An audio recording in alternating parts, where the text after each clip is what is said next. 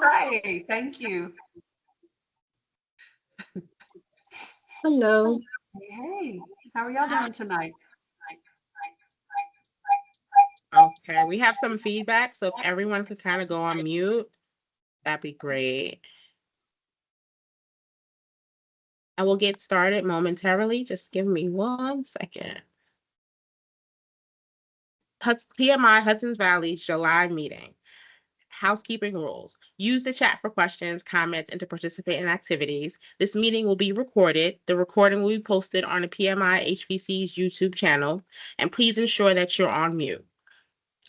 Greetings. My name is Jasmine T. Clark, and I am the VP of Professional Development.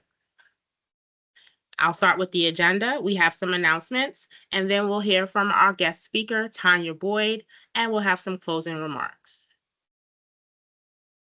Volunteers needed for PMI Hudson Valley. Can you spare 3 to 5 hours per month?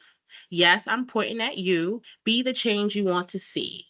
And what is your talent? What can you possibly contribute to PMI? These are all the things I want you guys to think about during Tanya's presentation. And we have our Summer Professional Development Day with Ruth Pierce, and she's actually in the audience this evening. Our Summer Professional Development Day is Friday, July 19th from 10 a.m. to 2 p.m. It's an interactive virtual workshop about transformation with intention. Transformation often feels thrust upon us. We react to external pressures, and for some of us, we collapse under the stress. But what if transformation was intentional? That instead of fearing change, we look for it, that we embrace a mindset of evolution built on a foundation of curiosity and courage. Join us for this workshop session where you will find out more about how you tolerate and don't tolerate transformation. Discover what makes you strong in the face of change and what makes you uncomfortable. Then channel courage and curiosity and use the discomfort to become more than you were before. Using case studies, breakout coaching sessions, and a choice of 2 assessments, you will walk away with a plan to change with change and to experience continuous transformation. This is an interactive session. At the same time, we do cater for different learning styles. All exercises will be offered in 3 formats: self-reflection, discussion in pairs, small groups, and facilitator-led session for those who prefer. So again, register now, we still have time. July is National Minority Mental Health Awareness Month, Disability Pride Month, Wild About Wildlife Month, and National Bison Month. And I just want to say welcome to our new members. We have Galena, Jeffrey, Nelly, Ted, welcome. And congratulations to our newest PMPs. We have Ashley and Quinn. Congratulations. And congratulations to our members that just renewed this month. We have Maria, Mark, Mohammed, Samantha, and Wendy. Again, thank you because you make PMI Hudson Valley the chapter that it is. Next up, we have our guest speaker, Tanya. Tanya Boyd is an active advocate for continual improvement who challenges herself and others to think outside the box and comes up with creative solutions. A self-admitted wordsmith, she enjoys using metaphors and themes to help educate others on the concepts of project management and believes that a healthy dose of humor should be required in meetings. Having worked 20 plus years on cross-functional teams in the industries of healthcare, information technology, government services, disaster recovery, financial services, and mortgage origination, she has amassed a wide array of interesting experiences that have helped to teach her about the power of curiosity and communication in covering unique solutions to perplexing problems. She has been a board member of the Baton Rouge PMI chapter since 2016 and most recently served in the role of the president from 2022 to 2023. She launched her side business, Tanya Boyd Photography, in 2023 and enjoys sharing Louisiana landscapes and nature photography. She is passionate about motivating others to bring ideas to the table for discussions and engaging in activities that help to inspire laughter, wellness, and productivity. So please, HVC, welcome Tanya as I bring her up. Thank you so much. Thank you so much for the warm welcome, Jasmine, and thank you for everybody for being here tonight. So we actually are going to have Jasmine is helping me out to be my co-pilot a lot on the presentation that you'll see. So if you see me actually prompting her and going, okay, Jasmine, hit it, that's changing out the slides just due to technology. So, all right. So welcome to Tales from the Swamp, navigating the murky waters of project management. Next. So a little bit about, we can switch the slides. A little bit about what we're going to be covering today is a little bit about storytelling and the hero's journey, the origin of the framework. We're also going to get into choosing your paddle, which means shaping your project narrative. PMI's got a lot of different information that we can use to tailor how we lead our teams. So I'm going to briefly cover some of the process groups, the knowledge areas from PMBOK 6, and then also incorporate the performance domains and PM principles from PMBOK 7. We're also going to talk about why SWAMP is a relatable concept. Next. And then we're going to jump into the fictionalized story, which I call exercise and integration. So with this, we're going to cover the process groups, the initiation, the planning, the execution, monitoring, and also the closing. Go next. All right, let's start with the hero's journey.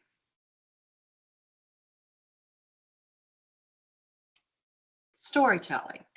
So storytelling is something that has been around, I don't know how to quantify in terms, but really forever. It's something that I always imagine people sat around the campfires just telling different stories or different ways to relate to one another. And it has a huge benefit in project management. It can help to enhance communication, foster engagement, build trust, and inspire teams to achieve project goals. That's done in several different ways, whether it's simplifying the complex information through stories or enhancing the memory retention by telling kind of a zany tale that will stick, or even through telling stories about how you overcame adversity or obstacles or a project challenge. Next. The origin of the hero's journey. So this was a concept that was introduced or put into a work of art or a book by Joseph Campbell in The Hero with a Thousand Faces. Had an interesting presentation last night. I gave the same presentation for the Washington, D.C. PMI chapter, and there was actually somebody in the group that asked me how I knew Joseph Campbell. And I was like, I don't know him personally. I was doing research for the purpose of creating this, but he actually led me to a really neat website of the Joseph Campbell Foundation. The man has since passed, but there's a foundation that's dedicated to keeping the art of storytelling alive. So that was kind of a new nugget of information that I learned last night and wanted to share as well. But the hero's journey is a timeless narrative that's found in myths, legends, and stories. Even in reading last night, George Lucas of Star Wars credited Joseph Campbell with helping him to give a framework to Star Wars. There's something on the website where he's quoted as saying in 1985 that he doesn't think that Star Wars would be what it was today if it was not for having that framework to go by. So, and it's also something that when you're thinking about the heroes or the heroines of a journey, just relate it back to understanding how projects or different things that we go through can transform us and lead to personal growth. Next. All right, so just a quick run through on this, on what constitutes the narrative structure. When I was doing research, there are several different variations of this, so this may not be exactly verbatim, but this was the one that I saw that I thought I could contextualize to project management the best. Your starting point is the ordinary world, then there's the call to adventure, the refusal of the call, meeting the mentor, crossing the threshold, the test, allies and enemies, approaching the inmost cave, the ordeal, reward, the road back, the resurrection, and then my favorite, the return with the elixir, which that was the first one that made sense to me because I was like, aha, that is lessons learned in project management terms. Next. All right, adventures in project management, choosing your tools and techniques.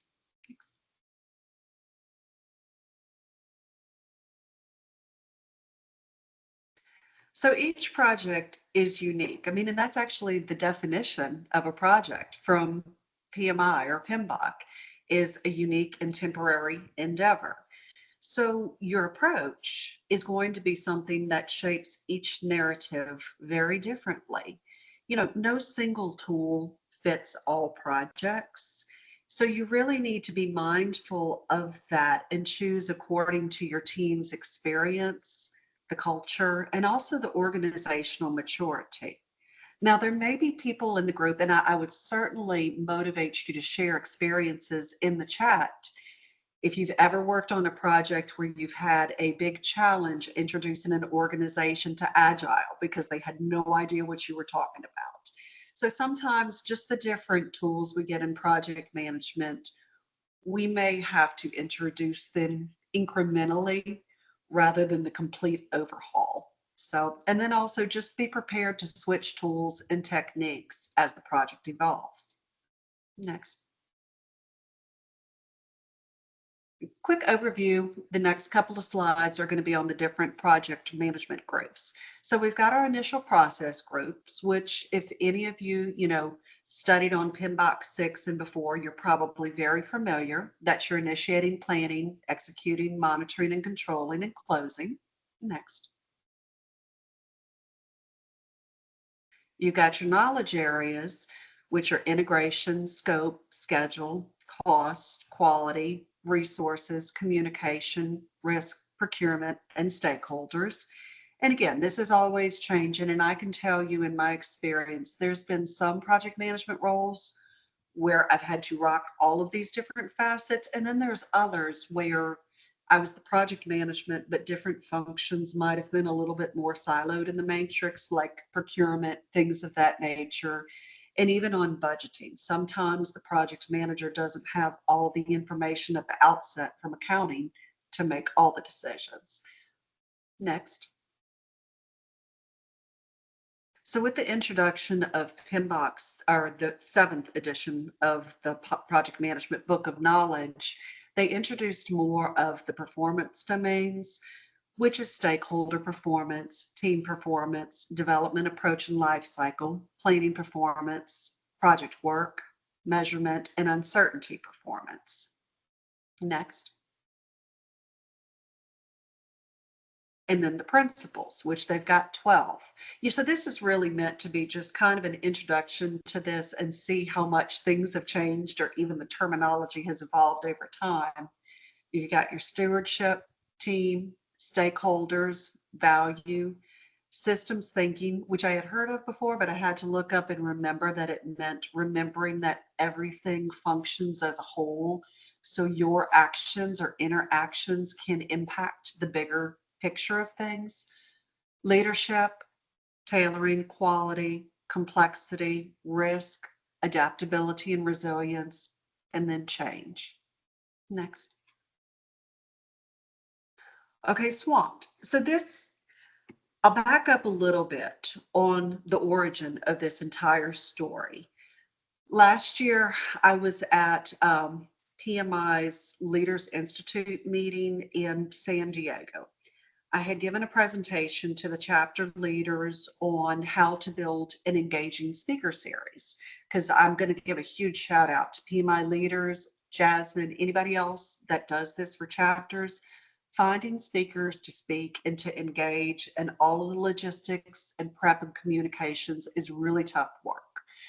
So having been a chapter leader for years, I was exposed to that experience. So I was sharing what I called gumbo, which just meant I had an acronym that kind of stood for the components of building a good speaker series. It was about a few weeks after that, I got messaged by the San Francisco chapter, could you do a presentation on storytelling and project management? No other no other variables. So I said yes, but I can do it in 2024 when things settle a little bit. So over time, I actually started going to the swamps of Louisiana more, and eventually I settled on this theme. But the more I thought about it, the more the word itself made sense to me because as project managers, we can probably relate to being swamped, whether we're overwhelmed, we're burdened, we're overtaken by circumstances, or whether we're just engulfed or absorbed. Next. All right. So now we get into the acronym parts. I have a love-hate relationship with acronyms. Every different industry that I've gone into, which I've worked in some diverse industries, each one has their own set of terminology that you need to learn, just like project management does. And they're all very, very fond of acronyms. So since I was using AI to build this, I had a little bit of fun of getting the AI to help me creatively think of how to contextualize swamp. So a lot of projects initiate, start with the management problem. Okay, next. So just setting the stage. This is a fictional story. It's built entirely from using imagination and AI. Our main character is going to be a female project manager, and her appearance is going to vary between the slides. The scenes are going to shift from the office setting to the swamp. And then just to mention that I took creative liberties in trying to integrate or match up the storytelling framework with the project management concepts. Next. All right, the ordinary world. So this is actually one of the very few actual pictures that you'll see in this until the end. This is a photo of what's called the Atchafalaya Basin. It's another thing with Louisiana. We're really fond of very, very big words that are hard to spell and nobody knows how to pronounce them when they visit us. This is a bridge that's about 18 miles long, built in the 60s and 70s, and it's the direct connection point between Baton Rouge and Lafayette. I grew up in Lafayette, moved when I was 12. I spent 20 years in Baton Rouge and managed their chapter there before moving back to Lafayette in 2019. So anytime I have to go to chapter meetings, this is one of the things that I travel frequently. Um, Vital for movement of goods and people across two major cities. And it's rich in wildlife and natural beauty. Some of the challenges include potential accidents due to dense fog that arises from the swamp or when it's misty, and then also very, very limited shoulder space. Next. Okay, this is the fictionalized part. I started giving this presentation, just kind of the disclaimer, I started giving this in January of this year. I guess I felt that bridge building relationships, connection points was a great theme, and it gave me a jumping point for an actual project. It was brought up last night, and of course, I realize it now too, that world events and the Baltimore Bridge and things of that nature definitely gives us things to think about, but in this instance, this is fictionalized. So projects do often arise from unexpected events. Causes can include accidents, infrastructure failure, or natural disasters. In a lot of these types of instances, a request for proposal for large scale complex projects is issued by the government. Okay, next. Call to adventure. So in this instance, our heroine is faced with the challenge to lead a transformational project. An RFP has been issued to rebuild a collapsed bridge that's caused by a multi-car pileup in dense fog. This is a multi-million-dollar contract with multiple companies that are bidding, and her skills are essential for gathering the information to submit a proposal. Next. Coping with scope. I broke this one out into two slides because a lot of times, if you're on a project, especially when you're first put into it and it's a natural disaster, there's an overwhelming amount of information and not a real clear trail of how things need to be done. So it is coping with scope. So just in this kind of instance, it could be the size, capacity, environmental regulations, the soil composition, your state and local federal government compliance, cost of materials and labor. Next. Then the timeline, phases of construction, the potential risks and delays, you know, mitigating the different risks and strategies, and how do you plan for detours and alternative routes. And then you've got a bridge is meant to be crossed and passed. It's going to involve the public and local communities. Next. Refusal of the call. So we see this a lot in movies, Harry Potter, Lord of the Rings, those epic adventures where somebody is told, you're in charge of this and you're going to lead this. Wait, me? What?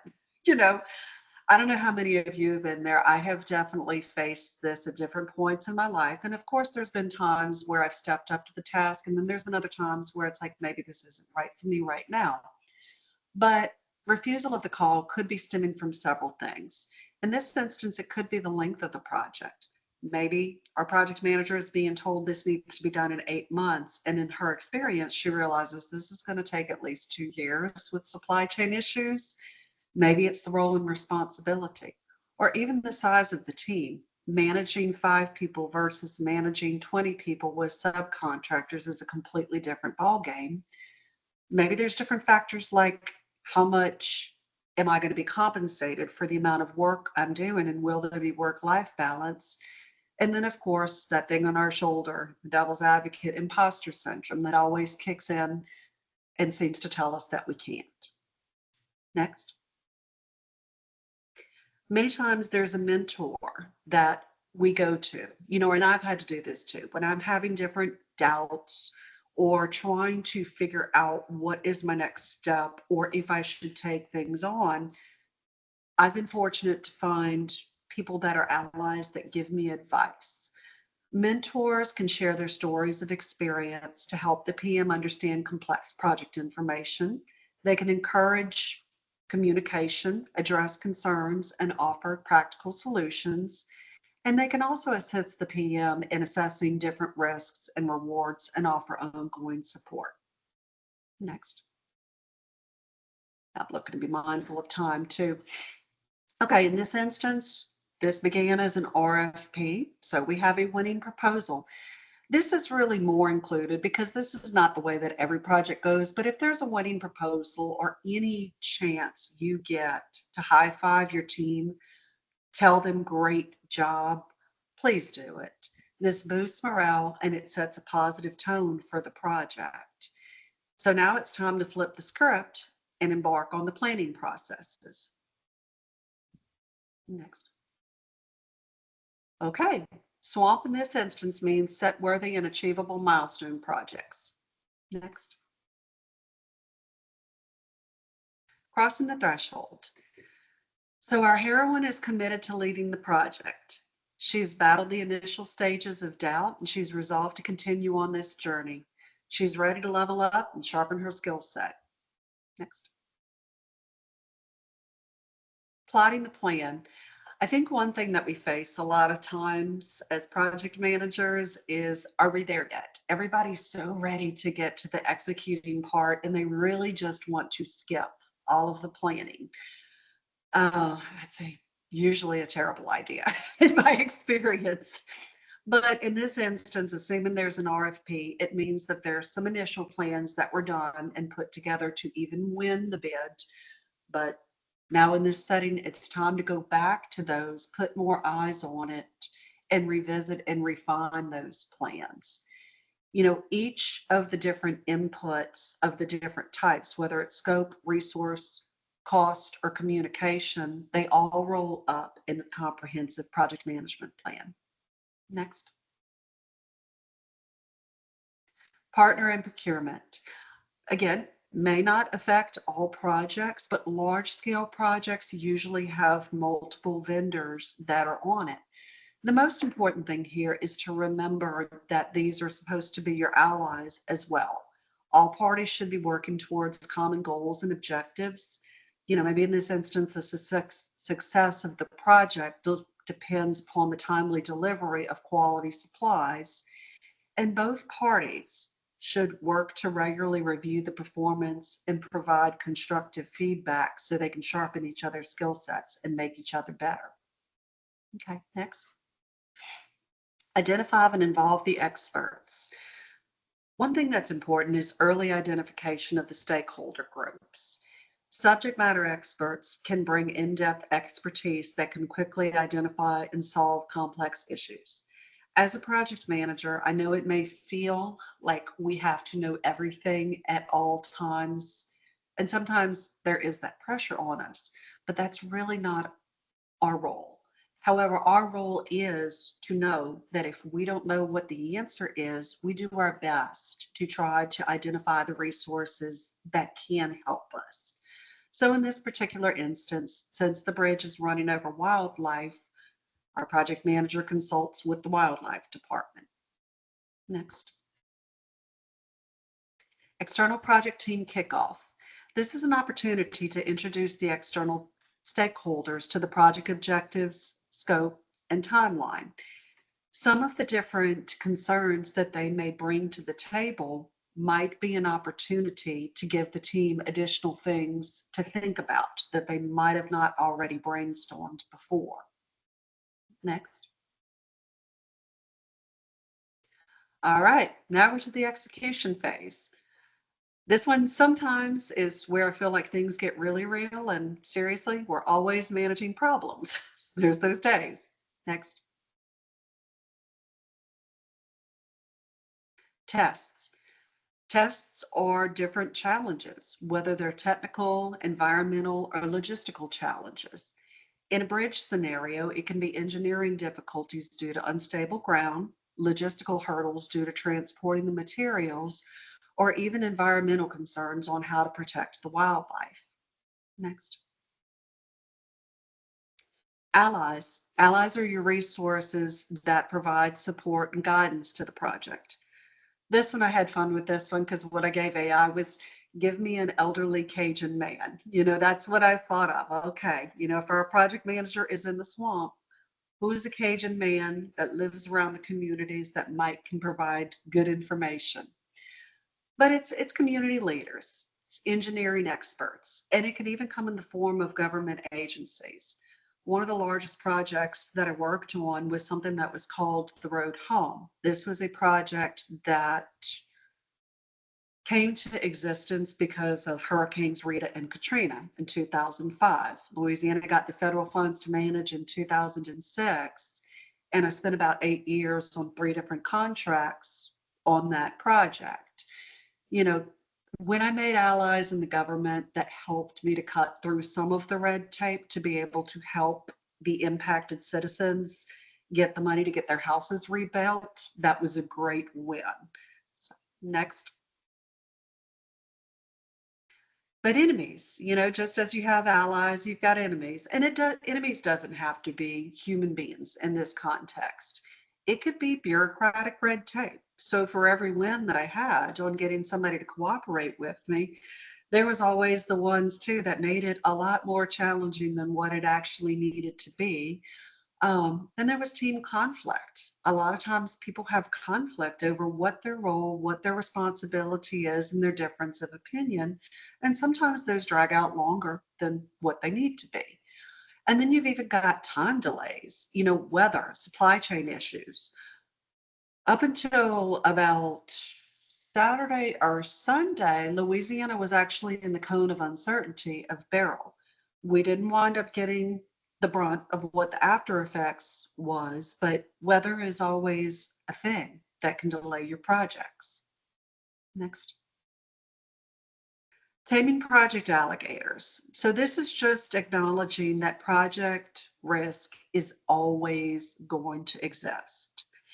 And it's something that I feel probably doesn't get the attention that it really needs. We don't like to talk about confrontation. We don't like to talk about risk. We want to be optimistic and everything's going to go according to plan. Unfortunately, that's usually not how things work out. So in this context, always be prepared for the unknown in the project swamps. Plan strategies in advance on if you identify that this could even feasibly happen, what are you going to do? Are you going to assume and accept it, avoid it altogether, control it, transfer it maybe to an insurance company or a subcontractor? Or are you just going to monitor it? Next. And managing difficult different personalities. So this little creature is something in Louisiana where we call the rougarou. The rougarou is really an urban legend in Louisiana.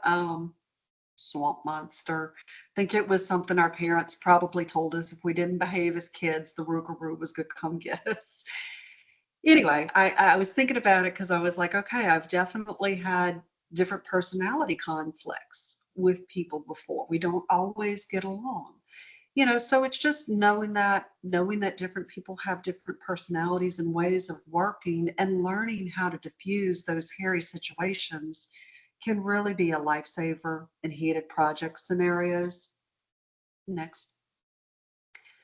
Then the puzzle of perspective. When you're executing a project and you're in the go and you're in the thick of things, differences of opinion are going to arise. And also acknowledging we're never going to see things the exact same way. And this is a positive thing. I remember when I was at the road home, one of my functions was kind of final QA, the detail oriented on a file. And it was me and one other reviewer. And some of the people liked me, because I'd give them tips on how to fix it. And other people didn't like me because the other reviewer was like, oh, everything passes. But at the end of the day, we would get fined if we passed along things to the next team who spotted the errors. So it was just funny to see the dynamics because we didn't have an actual process in place when your file had to go to a certain reviewer. So some of the team would kind of cherry pick on who they wanted to review their file and who would see things in different direction. But just understand that diverse opinions need to be in the mix on your team. They allow for the opportunity to see multiple angles to be considered. And then involve your team in transparent and candid discussions when assessing risks and issues. And always be respectful in the conversation. Even if people say something that you don't agree with, that's fine. You can still mark it down, give consideration to it, and come back to it. Next. And then change. Just realizing, there was something that I heard earlier today, and I'm trying to remember, Jasmine, if this was you, but it was just, and it might have been Jasmine reading about Ruth's presentation that she's given. Change is the only constant. We cannot avoid it, no matter how much we try. We cannot avoid our fears. We cannot avoid the unknown. So sometimes just leaning into that and embracing it can be a good thing in the context of like change orders on a project. Construction projects are prone to change due to the complexity and the evolving needs. I remember when I first started, I always thought that if there was a change order, it must have meant I did something bad. I wasn't doing my job, I wasn't seeing things correctly. It's not always that scenario. There's times, and especially with agile, like let's take for instance, during this construction project, if there's a better quality material for transportation, that this bridge may be sturdier or safer for public transportation for another 20 years, but cost slightly more, that may be a cost increase worth considering for the longevity. So change orders sometimes can be flexible. Just remember that with any change orders, whether it's going to impact the scope of your project, the time, or the budget, be very transparent and document the communications and do your best to educate and remind the stakeholders that how that's going to impact things in the long run. So next. Okay. We're making good time on things. So I wanted to pause for a second because I do know I run through this kind of quickly. I haven't had the opportunity to monitor the chat, but I just wanted to open it up for questions or even people to share their experiences at this point, if y'all want.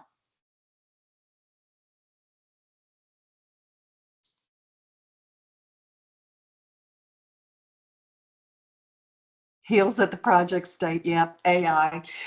I see that now. That is a limitation with AI. AI has definitely got a mind of its own. So, okay. Well, here and none. I'll go ahead and I'll continue. Let's see. Okay, next. All right. We're approaching the inmost cave in the monitoring stage. The light at the tunnel is becoming clear. The team started to settle into a rhythm and is making great progress.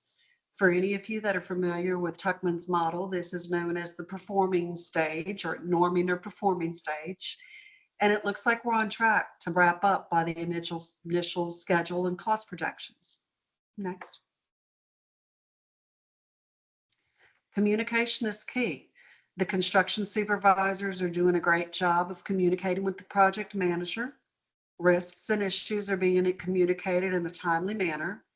Some days, project management is a piece of cake, and then there's those other days. Next. The quality quagmire. The team gets on site one morning and they discover that a section of the bridge has collapsed. They start to investigate the root cause and estimate the extent of the rework that's needed. This is definitely going to impact the budget and cause delays.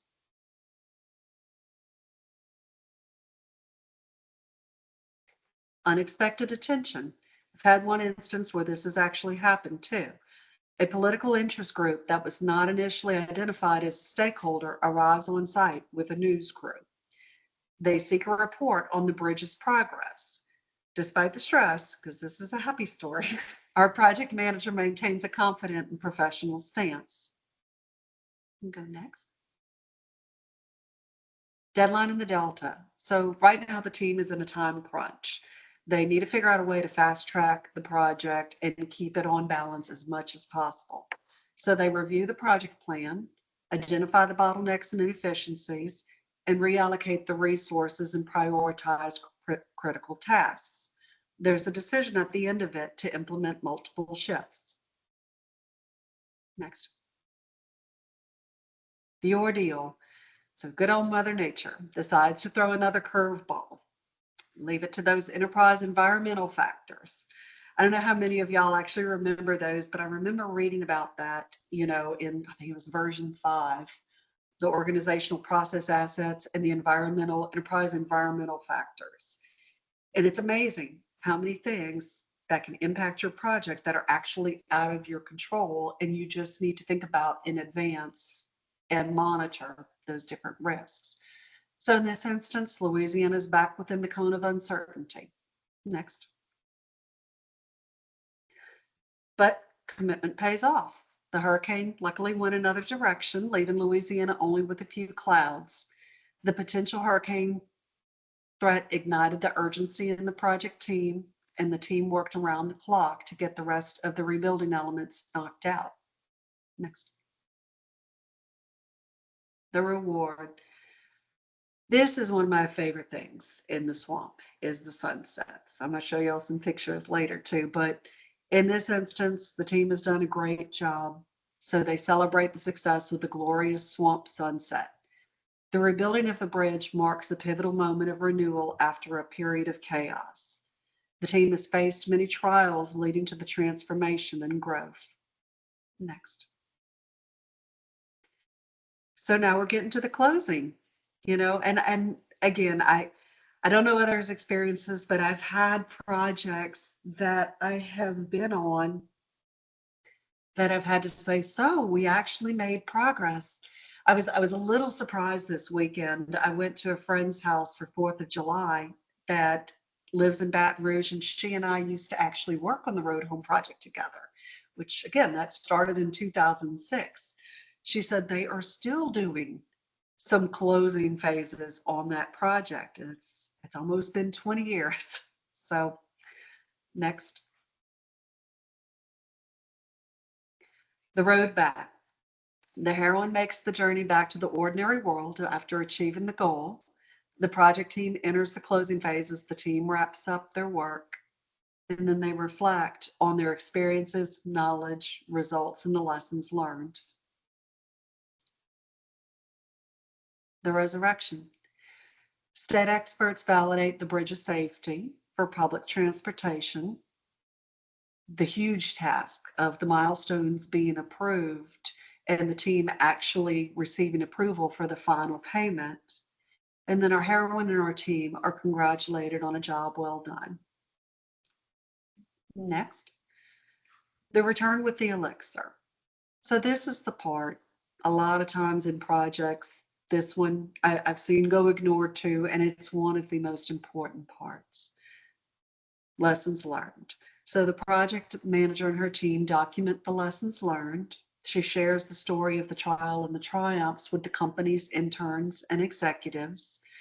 And I say interns for a reason. Not every company has interns, but I think as project managers too, it's important for the different generations to be mindful of the fact that there were others that will come behind us and do our best from our experiences and our real world time to kind of share some of those trials and tribulations, but then be open to their ways of working as well. And then the ending notice, she encourages others to undertake challenges for personal and professional growth. So next, this is really just my closing thoughts, and I'd like to open this up for discussion afterwards. So this is a lot of me on the weekends. I live very close to the swamps now. It is a project to go out there because, I mean, any trip you take, I mean, there's the kayak racks on the cars. There's loading the kayaks, which is not always an easy task to do. Getting out there, taking the journey, bringing the bug spray, bringing the water, being mindful on where you're paddling so you don't run directly into the alligators. And no, I've never had them try to get into the boat. I'm probably more scared of the wasps behind the moss out there. But just the theme of this is don't be afraid to go on the journey. Project project management, sometimes it is murky, sometimes it's uncomfortable, sometimes it's really scary. But the more you go through that, embrace the unknown and learn from the chaos, the better you'll be in the long run.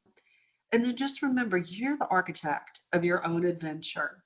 You know, PMI is a great organization to get involved with. They offer a lot of different opportunities, but there's nobody standing over you telling you you have to do this. It's really on you to own your initiative, on your education and your journeys and pushing yourself forward. So, and with that, I've got the last slide that where you can connect with me, and I see that, hey, I see Ruth. Let's see. I agree. Ruth says, how do we get organizations to take lessons learned seriously? I don't know how many projects I have been on where lessons learned is a check the box activity and we don't actually learn or change our process. I absolutely agree. I've seen this a lot too. I've seen it where it's done well, but it's less frequent than what it should be. Um, I think just maybe even through stories. I don't know if that helps because I think that it's going to depend upon different things. But I mean, I know that there's been different times in projects where I've stressed to people that I've been involved in experiences before when we didn't learn our lessons and we didn't think about the different things, especially on government projects when there's a lot of attrition due to retirement. And a lot of times in government, they get to the 30 years, and a lot of them can reach 30 years when they're 50 years old, because a lot of people started working for the government when they were 20. And it's just stressing. We need to document a lot of these things. But forcing their hand is tough. It's not only on a project manager, it really takes very strong executive buy-in to that as well. So even project managers painting the urgency of that to the executives or getting them to listen, whether it's bringing quantifiable examples of, I saw a project overrun by $2 million, or I saw, a quality assurance lapse that led to this because of these things. One of the biggest side projects I was on a Medicaid legacy replacement system, but I wound up with a side project. We were in a different building from the state grounds for this project, and Office of Risk Management, apparently didn't know that we had existed off state grounds for 3 years, which means that we didn't have regular audits or reviews on the premise. So when we found that out, it was 3 years later, and so there was a lot of catch up and things to do, and working with facility management. And I had the very awkward of experience that I'm usually non-confrontational and nice, but I had to work with the vendors and with facility management and run around and point out the ceiling tiles that were about to drop from the mold on people's head and say, fix that carpet. You with the refrigerator, get that out of here. No daisy chaining. Like, I just had to put on the bad cop hat and start bossing people around, which was almost comical, but we worked it out to where we were able to pass the audit. But just even different things like that, like when I found out from somebody who knew more on what the potential fine could be, I wound up going to the executives and say, this cost could wind up being a third of what this actual total project cost is. Do you want to risk this? And they were like, no. So it was a scare tactic, but it it honestly was what needed to be done. So let's see. And I see that we got more chat. Okay. I got Ravanit. Let's see. I've been able to influence some process changes, but it certainly needs executive push. Yeah, people need to buy into the new logic if it does not get in place as standard operating procedure. Absolutely. And anybody that wants to come off of mute too, you can definitely contribute. I think we've still got, Jasmine, correct me if I'm wrong on this, we've still got about 12 minutes, right? About 10. I need 2 to wrap up. Okay. Sure. Got you. And I want to give Jasmine a huge hand for helping to be my navigator too. Like, that was kind of unanticipated in the beginning, but it was something that she's been very patient with me and was doing the dry run. And for some reason, when I was trying to screen share on Teams, I couldn't get it to work out to where you couldn't see that slide. Sometimes Teams and Zoom are different with presentations, or even maybe how I have my settings. So I appreciate your help with that very much. So Not a problem. It was my pleasure. And thank you so much for presenting tonight. So Tanya, I have another question for you. Sure. So as someone who was a project manager for 25 years and now as someone who quite often coaches project managers, what advice do you have on how to get project managers to think of themselves as the hero or the heroine in the journey? Because I think a lot of project managers feel Beat up. undervalued or, anything but the hero/heroine. And so I'd love to know about, what your thoughts are around, and my rabbit's hopping around behind me. If anyone's wondering if that's a rat, it's a rabbit. Put him on camera. I'm going to put him on camera. Oh, hello, Bunny Penny. All right, well, you answer my question and I'll see if I can get him on camera. I think honestly, just the conversations evolve over time. And I think having a good core group, and I think having friends in the community, giving yourself grace, giving yourself compassion. I used to beat myself up so hard over mistakes, and I got so used to being a scapegoat. And that's a sickening feeling. I mean, none of us like that, and it's a hard role to do because we're in we're in charge of influencing people, but they don't necessarily report to us directly. We don't impact their paycheck. And then sometimes one of the things I had to get past in the beginning is raising the red flag because I felt like I was being a tattletale. I was always told, don't tattle on people, keep their secret, which is ridiculous. But sometimes it's like I would go to that person and I would try to work it out with them very diplomatically. And then if it didn't, I was like, look, I've got to escalate it. This is my role. But just getting yourself, I don't know, I don't have the most direct answer to that, but I think having a good community and I think having friends in this community that you can share your stories with that see you in a different way than you see yourself, even like creativity. Like I talk to people all the time and they're like, I'm not a creative. Yes, you are. There's so many different things that our friends see in us that we don't see for ourselves. Um, so with project managers, just keep evolving, keep learning, don't beat yourself up. I know you coach on burnout a lot, and it is a real thing. I mean, when people are coming at you with fire and making you feel like everything is your problem, but they're not stepping up into accountability, that's super tough to Mm. do and not internalize. But just for me, just having that core group and even becoming more connected with PMI and the conversations, even on LinkedIn, because you and I have met on LinkedIn. Matt Alfonso is one of my friends in here. We know each other from LinkedIn, but I feel like he's a great friend. Me and Jasmine, I've never met in person. Getting involved in networking with your LinkedIn community, it may seem weird at first if you're not used to it, but I promise you, you will find absolute gold and friendships and support and stories that you never ever thought possible. Mm. And I did see Schaefer's comment, like that is actually so even with the swamp tales, it's evolved into something very different. It started with somebody else's suggestion for storytelling and project management, morphed into the swamp. I've since started the photography business.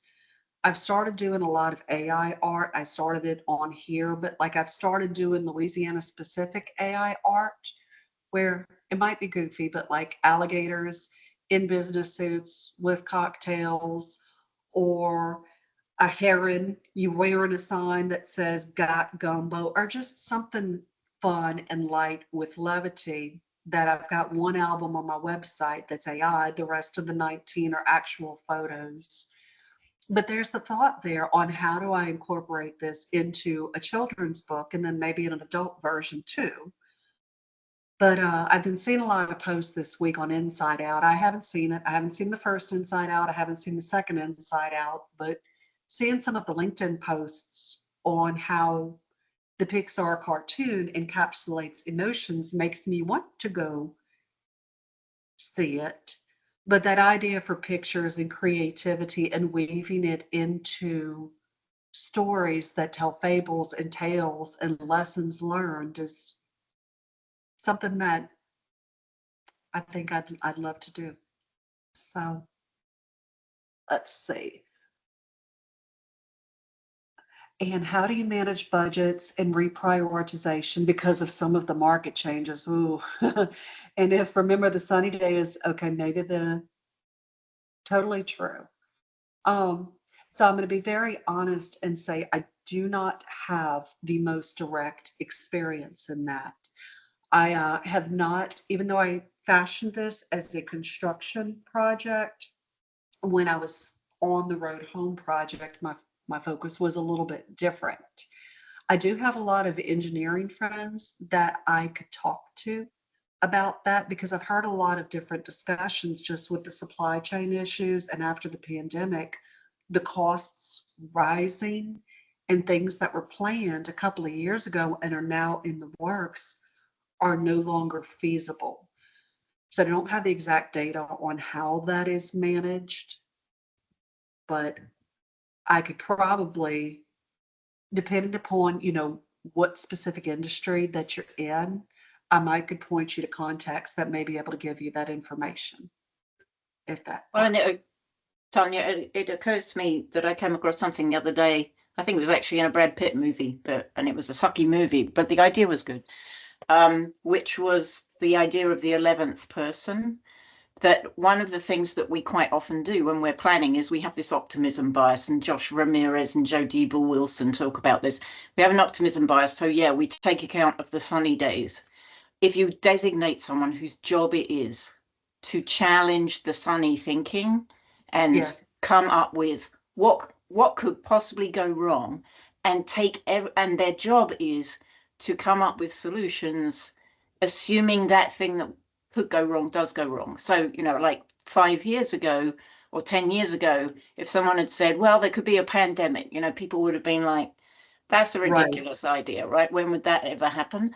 right. But it's that person's job to say, well, if there were a pandemic and these are the results of it, these are the things we'd have to take into account, that they're actually looking for the unlikely risks or the things that we don't want to consider. And I thought that was a really interesting idea, probably pretty depressing for the person who gets that job.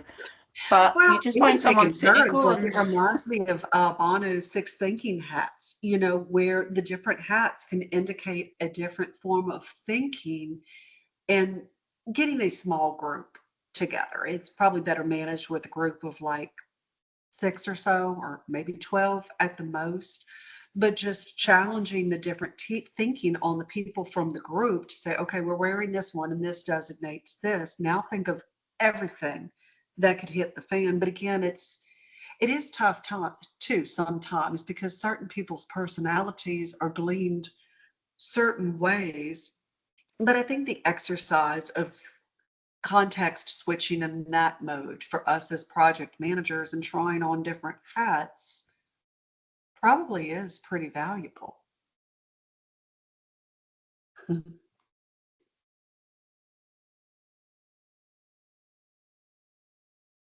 So before we end, do we have any more questions for Tanya? And Tanya, thank you so much. Like I Thank already you. knew that the Stomp on the Stop Swamp tour was going to be great. So I'm just happy that everyone else was able to be here. Um, Ruth said, time for PMI Hudson Valley to promote the idea of the 11th person in every organization. I hear that. Ravanite said, makes me think if someone is a risk adverse PM. Some of them are. That is a thing. Some of them do not want to think about it, and even like the Joseph Phelps, the post-mortem. It sounds very creepy, but it's true. You almost have to think of what could go wrong on this, and it is a valuable lesson to at That's least think actually through. a really great piggyback from last month. We had Harry Hall, who's a risk manager for a project manager. So the fact that you're kind of just bringing this all full circle, risk is definitely, we have to mitigate risk and we have to consider that as well. Yeah, so everyone's just pretty much giving you the pleasantries. Thank you so much. Very insightful. Thanks, Tanya. Great presentation. And thank you, Jasmine, for hosting. Thank you, Matt, for attending. So we're almost done. So if we don't have any further questions for Tanya, we'll just briefly complete our time together. So again, thank you so much to Tanya. Please, the next meeting, save the date, is featuring Neil Witten, Dealing with Difficult People, Wednesday, August 15th, 2024. It's from 6 to 7. Please note the time change, and it'll be 1 PDU of Ways of Working.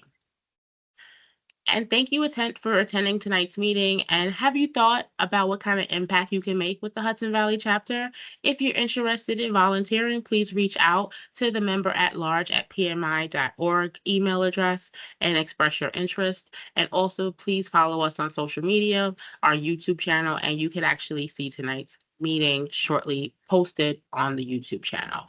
Also, the Hudson Valley, because we're a small chapter, if you are a member, this PDU claim will all automatically be claimed for you.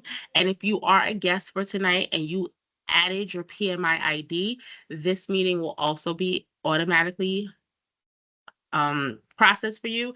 And if you did not include your PMI ID, please reach out to me and you'll see my email address shortly. And this way we can make sure that you get that code and you can claim. So again, thank you. I'm Jasmine Clark. I'm the VP Professional Development. That is my email address on the screen. Thank you so much for attending tonight's meeting. Have a great night, and hopefully we'll see you next time. Thank you. Thank you so much. Thank you, Tanya. Bye.